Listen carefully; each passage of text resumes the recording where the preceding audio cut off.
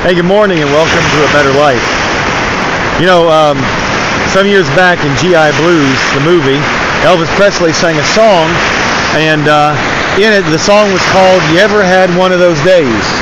And the chorus says, "You ever had one of those days, boys? You ever had one of those days? From morning to night when nothing seems right, you ever had one of those days?" Well, you know, we've all had those kind of days, haven't we? How about this? You ever had one of those days that you worked so long on an overnight shift and your feet hurt so bad that you had to stop by the ocean and soak your feet? Let me take a look. Yep. That would be me. One of those days. You just have to stop by the ocean and soak your feet for a minute because they hurt so bad. You ever had one of those days? You know, the Bible tells me about a man named Job who had one of those days. He had everything going for him. Seemed like he had everything that this world could offer. And in one day he lost it all. It was just a really bad day for Job.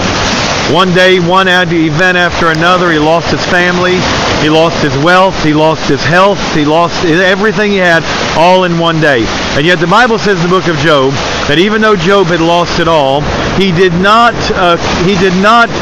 charge God foolishly. In other words, he didn't bring blame. He didn't blame God and say, "God, this is all your fault. God, you made a mistake. God, you messed up." He didn't blame God. You see, someone like Job realized that sometimes things happen. We all have those kind of days. To Job, it was just a really bad day. But yet, even in the midst of all of that, he did not charge God foolishly. He didn't blame God. You know, it's very easy. The tendency, our human nature, is to blame God whenever we have trouble. Blame somebody. Play the blame game. It's easy for me to do that. Eve said, "Well, you know what? It was the serpent." And Adam said, "Well, it was the woman." You know, and everybody wants to blame somebody. It's easy to do that. But when we blame somebody, when we blame somebody, you know, we're cutting off the hand of the Lord to help us to correct those issues.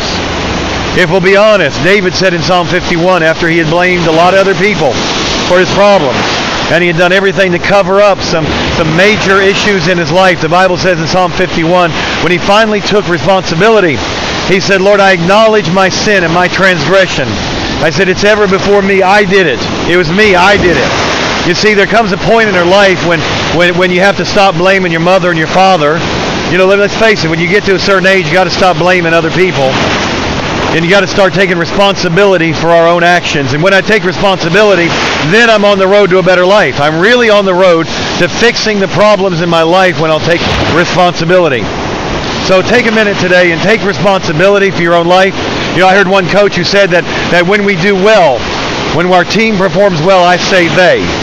When our team does mediocre, I say we. And when our team does bad, I say me. Take responsibility for our own actions. And if you'll do that today, let me tell you something. You open up the door to a better life. So sometimes we all have those days. Just ever have one of those days? Ever have one of those days? Well, we've had it. I'm sitting here standing in the ocean with my feet soaking in the water because I had one of those days. How about you today? Listen, no matter what happens today, you and the Lord can handle it, okay? Even if at the end of the day you got to soak your feet, it's going to be a good day today. Say it with me. I'm going to have a good day today because I'm on the road to a better life. God bless. We'll see you tomorrow.